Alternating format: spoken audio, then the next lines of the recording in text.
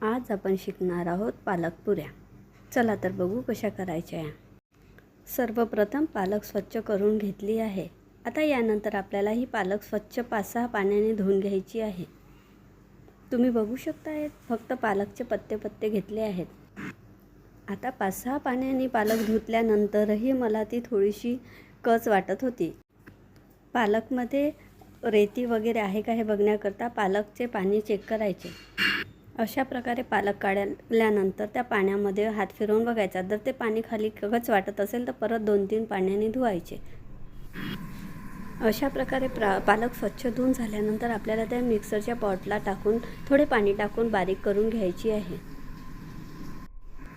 यानंतर गव्हाचे पीठ घेऊन त्यामध्ये तिखट, मीठ, तीळ, ओवा टाकून घ्यायचे आहे। ओवा व तीळ टाकल्यामुळे पालक पुऱ्यांची चव आणखी छान वाटत असते, त्यामुळे नक्की टाकाल।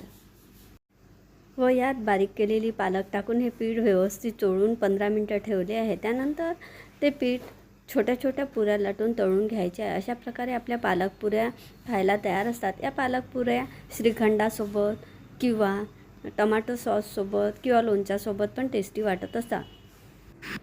अशा प्रकारे अगदी सोप्या पद्धतीने या पालक पुऱ्या बनत असतात। तुम्ही एकदा नक्की बनवून बघा।